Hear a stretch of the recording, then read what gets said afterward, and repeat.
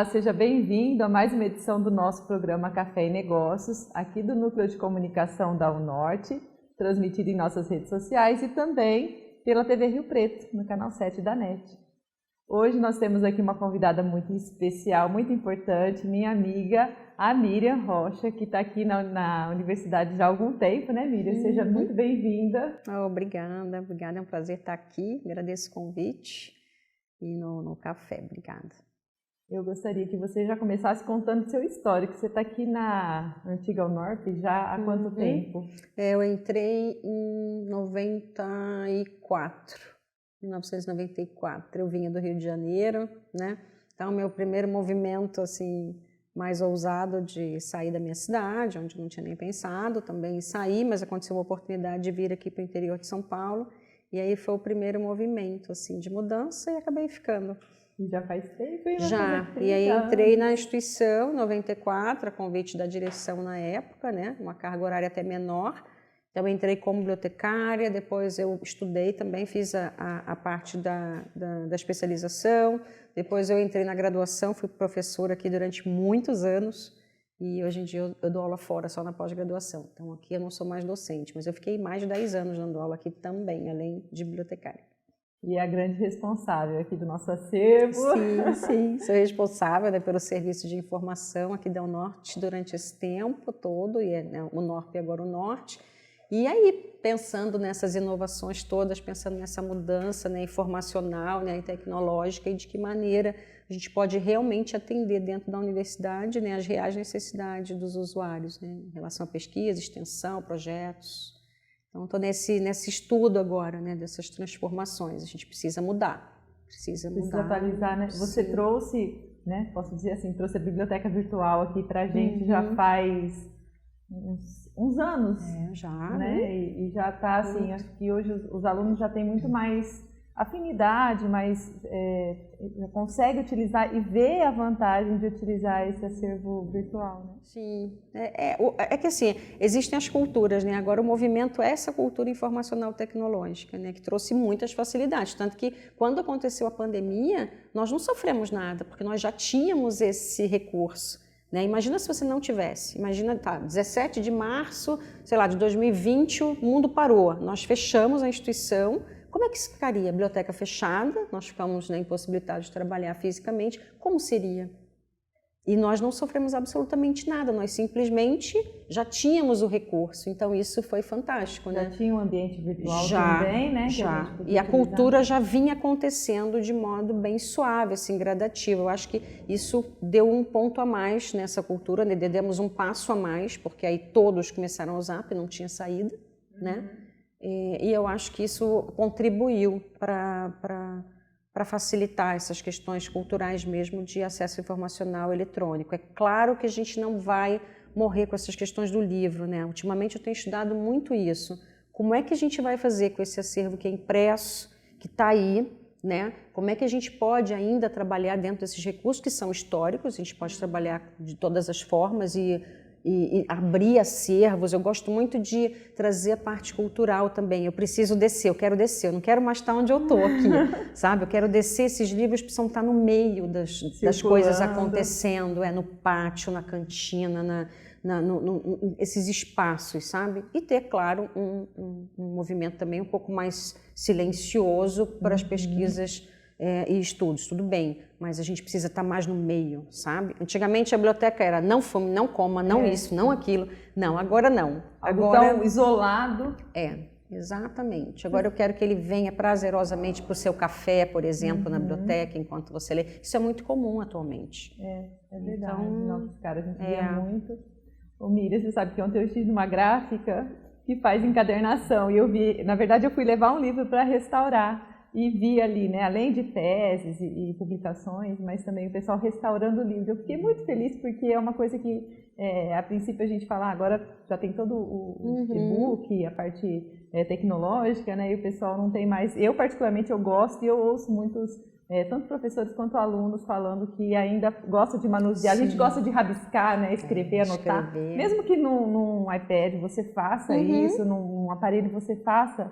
marque, né? Faz uma anotação, mas é diferente, né? É diferente. Eu tenho apreciação profunda pelo livro, né? Eu não posso falar, sou suspeita, eu tenho apreciação profunda. Eu tenho muitos livros impressos ainda, alguns livros eu prefiro tê-los impressos, mesmo tendo ele eletrônico, inclusive, tá? Mas, por exemplo, para viajar, como é que você faz? Eu já carrego o Kindle e acabou, eu já nem penso mais em peso, então isso também tem. Agora, a questão do restauro, né, você tocou num ponto interessante. Eu vim do Rio de Janeiro, eu vim da Biblioteca Nacional, então eu fui funcionária da Biblioteca Nacional. Quando eu mudei para cá, para a região, eu era funcionária de lá, era concursada e trabalhava na Biblioteca Nacional, trabalhava na seção de referência, então eram pesquisadores, né? Eu trabalhava para os usuários de pesquisa e nós tínhamos a seção específica de restauração. E era um universo assim incrível, era muito bonito o trabalho. E você vê obras, né, que são obras raras, sendo mantidas, né? E como essas exposições dessas obras são interessantes, né? Você vê a letra, você vê a grafia. Você pega livros manuscritos, entendeu? Eu tenho um livro manuscrito da minha mãe, por exemplo. Minha mãe estudou no livro manuscrito na Espanha. E eu tenho esse livro da minha mãe. Então, é raridade. Então, a gente também não pode perder isso, né? Então, eu acredito que as culturas, elas se movimentam assim. Você não pode totalmente isolar aquilo e digo, não, isso aqui não existe mais. Não, não. Existe movimento para isso aqui também. Até porque se a gente está aqui hoje, né, é porque foi construído algo antes. Um caminhar, um passo a passo até chegar aqui. Com certeza. Eu estava vendo recentemente também, eu estava vendo os escritos da Anne Frank. Né, que é uma obra que eu li há anos, né? Nossa, trabalhei com essa obra muito quando eu trabalhei para a formação de leitores, professores de leitores, eu sempre fiz projetos com essa obra. Então, quando eu tive a oportunidade de conhecer, né, o Museu da Anne e eu vi todos os manuscritos dela, me emocionei imensamente, assim. E eu fico pensando, se ela não tivesse feito isso, e se não tivessem mantido isso? Então, não é só o livro, né, o Diário de Anne Frank, é tudo que ela escreveu. Então, ela tem cadernos e cadernos assim que são expostos e os jovens ficam vendo isso, ou seja, o legado que se deixa também como um jovem que na época, gente, ela tinha 11 anos, 11, 13, foi quando ela faleceu. Como uma pessoa com 11 anos tem uma clareza, uma criança, né? É incrivelmente emocionante. Bom, então eu fico muito impressionada com esse poder da escrita, sabe? O que essa escrita oferece, o que ela deixa em registro, né? Veja bem, gente, a gente tem o DNA fica ali, você né? tem o livro eletrônico, ok, mas ele vem de onde? Ele vem da escrita, ele vem da tua escrita, né? Então eu acho que, eu penso, né, que isso tem lugar para tudo isso. Existem lugares assim para tudo, né? Isso não vai acabar. Não vai acabar. Isso tem um movimento e esses movimentos vão se transformar e cada um vai se adequar dentro também dessas facilidades, porque a gente não pode negar sobre a facilidade. Facilidade existe, é preciso só dosar. É igual a internet. Você é contra a internet? Existe o uso excessivo de internet. Não sou contra a internet, pelo amor de Deus, adoro, não vivo sem. Ajuda mas muito. Eu tenho os períodos em que eu utilizo e os períodos que eu vou fazer outra coisa. Entendeu? Miriam, Eu vou vamos dosar. dar um tempinho agora, eu vou pedir para você segurar e continuar falando a respeito disso. Nós vamos dar um intervalinho rapidinho e já voltamos. Tá ótimo.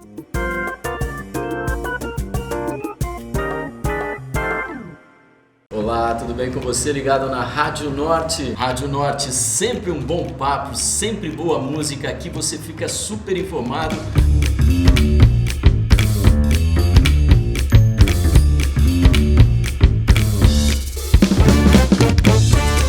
Rádio O Norte, aqui toca educação, tem entrevista, tem tudo que você precisa para ficar bem informado.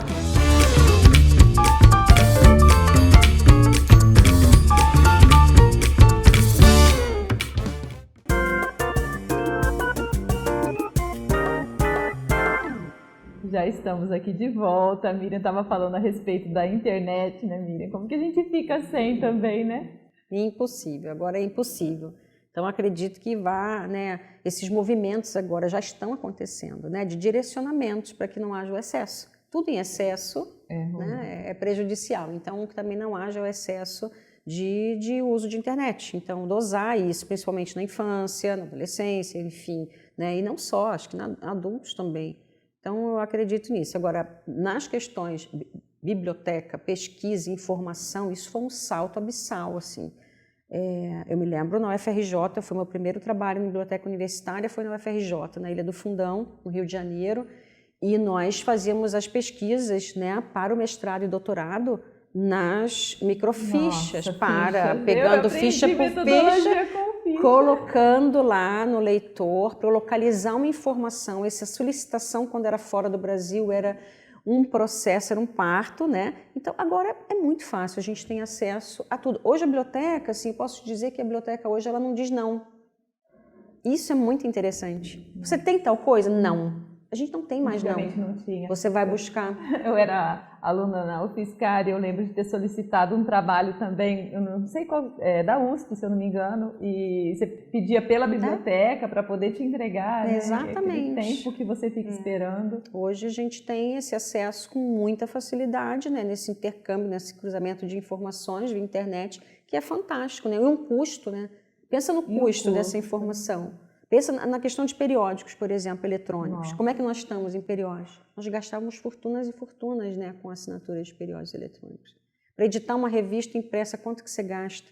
Entendeu? E hoje você consegue colocar lá mais rapidamente no ar, com os recursos eletrônicos, né?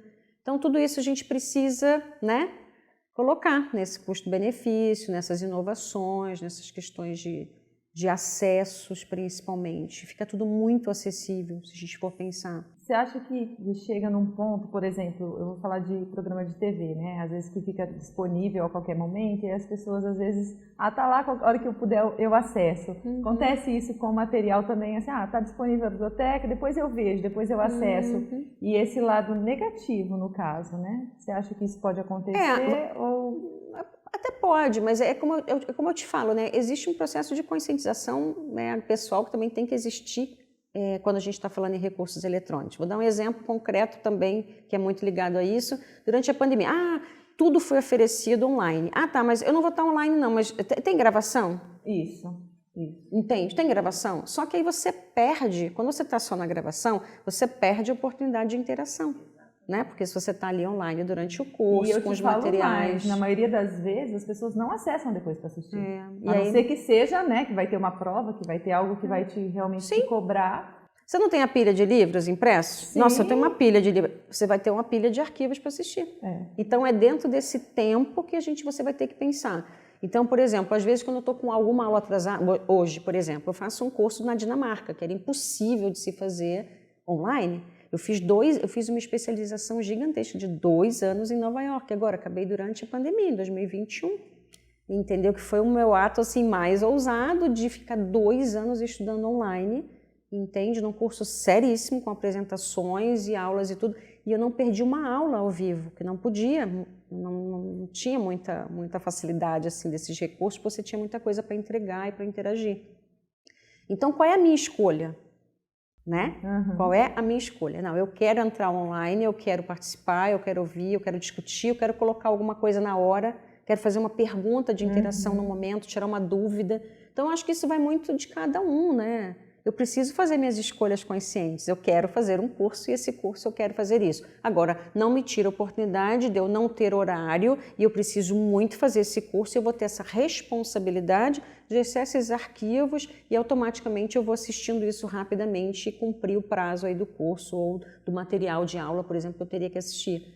Então, eu acho que vai do bom senso e... Eu acho que até a questão do equilíbrio, né? O que a tecnologia nos oferece, as facilidades e tudo, mas a gente não vai perder esse lado do humano, do contato, da comunicação ali, né? No pessoal, no simultâneo. Você pode fazer, né? Você pode dosar, né? O quanto eu vou encontrar presencialmente e o quanto eu vou encontrar virtualmente. Né, tranquilamente, de repente, mas o virtual a gente também precisa entender, por exemplo, localização de parentes distantes, amigos que moram fora, parentes que moram fora. Olha a facilidade que isso trouxe, interações.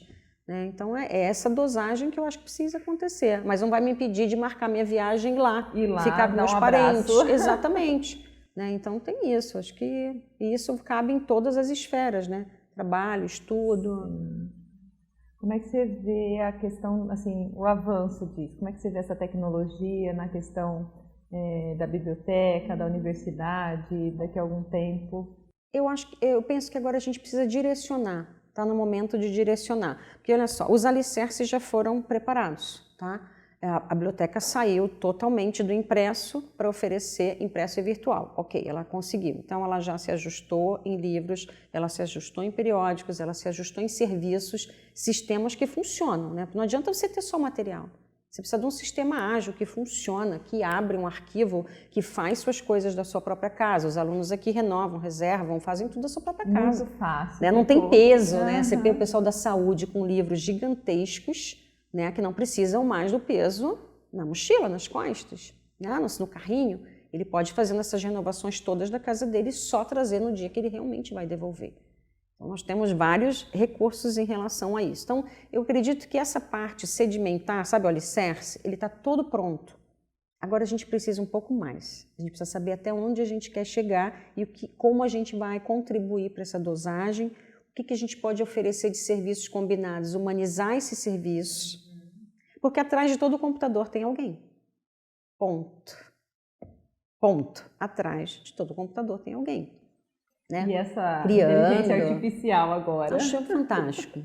Eu acho fantástico. Eu não tenho resistência absolutamente alguma com essas questões das mudanças, as inovações. Eu só penso sempre nesse ajuste, entendeu? Onde cabe, onde não cabe, onde pode caber 100%, onde só cabe 50% e 50% a gente faz de outro jeito. Então, hoje na biblioteca, por exemplo, aqui eu tenho isso. Tenho uma dosagem de oferecer esse alicerce, né, que é tecnológico, que tal, mas eu tenho um projeto de humanização, eu tenho um projeto de bem-estar que é tete-a-tete, que acontece. Ele vai para online só quando há um problema, que é o projeto Meditação, Yoga e Poesia. Eu quero que você conte um pouquinho mais desse projeto seu e da Miriam empreendedora, mas antes nós vamos dar uma pausa aqui, vamos para o intervalo.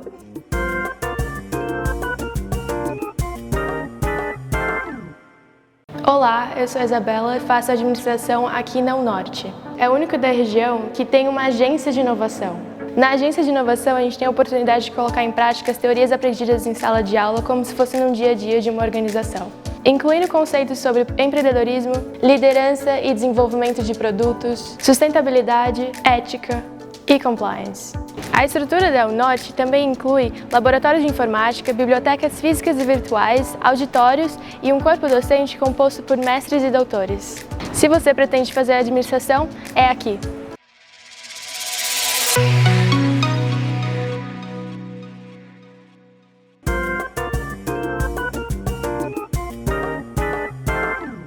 Estamos aqui de volta. A Miriam vai contar um pouquinho desse projeto, meditação, como que funciona? Ele já mudou de nome, né? Mas atualmente ele se chama Meditação, Yoga e Poesia.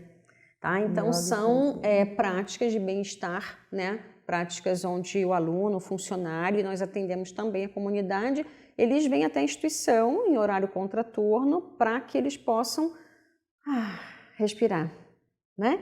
Para fazer essa conexão ou reconexão de volta consigo, né, com o seu corpo, com a sua respiração, trazer um pouco de equilíbrio, reequilíbrio emocional, autorregulação de suas emoções, né? E isso também, e olha que interessante, eu criei esse projeto em 2015, ia falar, já faz quase 10 anos. Setembro de 2015, por conta da minha vida pessoal, né? Então, é uma junção da minha vida pessoal com a minha vida profissional, que, gente, somos seres únicos aqui, que temos partes e somos seres que interagem, né, em todas essas esferas. Então, eu trouxe esse projeto para cá com essa ideia. Eu tinha um professor, né, de yoga na época, eu fazia uma formação de yoga fora, e ele tinha um projeto na Universidade de Washington com os alunos. E aí ele me convidou, inclusive, ele disse, Miriam, já que você está estudando aqui comigo, se você quiser ir para lá conhecer, ficar comigo um mês e tal, você vê como acontece e tal, e leva para você, eu acho que é a tua veia, sabe, está na tua veia. Eu falei, nossa, eu não acredito. E aí eu comecei bem humilde, assim, sabe, com muito medo também de implantar isso, trazer isso, mas ao mesmo tempo muito segura que era um caminho. E hoje eu vejo isso em várias instituições, hoje eu vejo isso como um recurso, né? Eu vejo isso, por exemplo, o nosso método 360, por exemplo, aqui. Isso é uma junção incrível com o método 360, entendeu? Com as questões da felicidade, da inteligência emocional, com todos esses. Então, eu vejo o projeto como um recurso, claro, né, da instituição em relação ao ensino superior, e uma forma também da instituição estar inserida na comunidade, também de oferecer à comunidade como responsabilidade social. Estou aqui pensando de colocar esse projeto como uma das disciplinas do método 360, para que todos os alunos, porque na verdade nem todos passam por ele, né? Eu tive a oportunidade aí, algum período pequeno, gostaria até demais de passar, e acho que é fantástico o momento de estar lá, realmente de fazer essa conexão. E como a poesia entrou na vida deles sutilmente, porque eu precisava de leituras curtas, né? Porque o projeto do meu professor era só o yoga e a meditação dentro da instituição. E eu falei, não, mas eu tenho a biblioteca como arcabouço, então eu tenho o mundo literário para colocar. E aí eu decidi a poesia, porque as aulas são temáticas. Então eu fui escolhendo as poesias e levando, e aos poucos eu vi o pessoal, porque esse projeto ele tem questionários, no final do ano existem os questionários de satisfação, existem os questionários de avaliação, de como eles estão se sentindo e tal, e tem uma pergunta sobre as poesias. Se você tinha por hábito, se foi inovação para você, se você gosta de ouvir ou não, se você gostaria que não tivesse. E assim, é 100% não, mantém. Sim, mantém. Então, é uma forma de você também aproximar a literatura, né? Trazer... Resgatar, talvez. Exatamente, né? Exatamente. Livro na mão ali. A gente vê poesia quando a gente é criança, na escola e tal, né? E ao longo, vou falar por mim, né? Dos estudos e tudo, a gente vai se direcionando muito mais para a parte técnica e talvez perde um pouquinho. Para mim foi vida, então nunca me distanciei dela. Então ficou assim, como que eu posso trazê-la? Entendeu? Como é que eu posso trazê-la para pertinho, né? E deixar que isso contribui nas solturas do corpo e também nas questões emocionais. Muito bom. Esse seu projeto que você tem nas Águas da Poesia, vieram junto, depois? Ele veio, que coisa engraçada, né? Como eu lia aqui as poesias no projeto na UNORTE, né? E durante, meus alunos às vezes falavam assim, poxa vida, mas... se eu não estou no projeto da UNORTE, isso é tão lindo, você não poderia fazer um movimento desses um pouco mais amplo, que fosse para todo mundo? Aí eu fiquei pensando, eu falei, nossa, e eu tinha um pouco de resistência de me colocar nas câmeras e dizer abertamente assim, pá, fazer uma coisa. Aí eu falei, não, então tá bom. Aí ele nasceu na pandemia, ele nasceu exatamente dessa ideia, né, de aproximar a poesia das pessoas nas suas casas, deixar que ela entre como um cheirinho de café da manhã, sabe? Então eu passei a fazê-la aos finais de semana, logo nas primeiras horas da manhã, como essa forma de tomar café com poesia, sabe? E comecei a gravar nas Águas da Poesia no Instagram. Então eu sou idealizadora de uma marca chamada Oceano Mindfulness, né, que eu trabalho paralelamente como bibliotecária, né, que é meditação, mindfulness e yoga. E aí e práticas compassivas, né? Então o que aconteceu? Eu comecei a ler poesias de até 1 minuto, porque eu queria algo que não ficasse armazenado, que ficasse ali no feed, pá, entende? E comecei a fazer essas leituras no Instagram no dia a dia, sem preparação, não há estúdio. É na minha casa, é no quarto, é no carro, é viajando, é no lago, é exercitando, Então era assim, como ela cabe no dia a dia. Né? A poesia, a gente vai como se a gente pudesse esgarçar esse tecido, deixar ele bem, sabe, para todas as direções e sem essa... Então eu fui fazendo esse trabalho, sem muito preparo, sem muita coisa, e me apeguei a ele, gostei, ele foi tomando... bem aceito e... Foi. Eu tenho visualizações, às vezes grandes, deixa os arquivos, todos os arquivos estão lá. Hoje eu acho que são 136 vídeos já, vários escritores em contato e a gente trocando ideias de livros. Isso me levou a um movimento maior pessoal, como profissional também com a poesia. Inclusive essa semana, agora acabei de receber a notícia, eu tive um poema que foi selecionado, né? Em quase 2.000 poemas, o meu foi selecionado só 250 e vai compor uma coletânea agora de uma editora. Nossa, porque, que maravilha, parabéns! Acabei de receber. Legal. E agora eu vou para esse movimento e tem um outro projeto aí no forninho que eu tô bem animada assim com ele. A Miriam empreendedora. Você já se via assim nessa seara ali de encampando esses projetos? Eu acho que foi muito fantástico você trazer para a faculdade isso como uma iniciativa sua. Eu vejo que o empreendedorismo é isso, né? A gente ter iniciativas próprias e não esperar que se abra uma oportunidade. Na verdade, cavar essa oportunidade ali, né? E ver algo que é seu, que você traz e tem todo esse feedback positivo. Pode ser, acho que você está falando assim, eu estou tentando ir um pouquinho lá atrás, então, meus movimentos até de infância, né, com meus pais, como eles lidavam comigo, como eu sempre fui muito arrojada, muito solta, muito entregue a tudo, e ao mesmo tempo muito milimétrica com tudo, muito milimétrica, assim, sabe? Não, aqui, ali, isso, Então, eu percebi que eu gostava de trabalhar em mosaicos. Um mosaico, compondo. Isso aqui dialoga com isso. Eu sou das artes e da literatura, então... Mas aí entrou a tecnologia, como é que eu faria isso? Então eu tive que trazê-la para o mosaico. Mas eu não posso deixar o meu lado. E aí eu tinha meu lado de bem-estar, que era muito forte. Eu era praticante de yoga, eu era praticante de meditação. E todas as pessoas falavam, nossa, mas que legal, assim, então por que não trazer para a educação? E aí eu fui buscar as formações. Então eu fui compondo esse mosaico e esse mosaico foi me direcionando a ser um pouquinho mais empreendedora. Então vou dar um outro exemplo concreto. Eu sou instrutora de Mindfulness, né? Muita gente sabe disso, há muitos anos já. E aí existem os programas de 8 semanas de Mindfulness. Ok, tem um desenho, tem um... E eu falei, mas eu não quero só trabalhar com os programas. Eu quero trazer isso também aproximando da leitura, aproximando da literatura, aproximando das histórias de vida, que é o que eu trabalho. Eu trabalho com histórias de vida, com contação de histórias a vida inteira.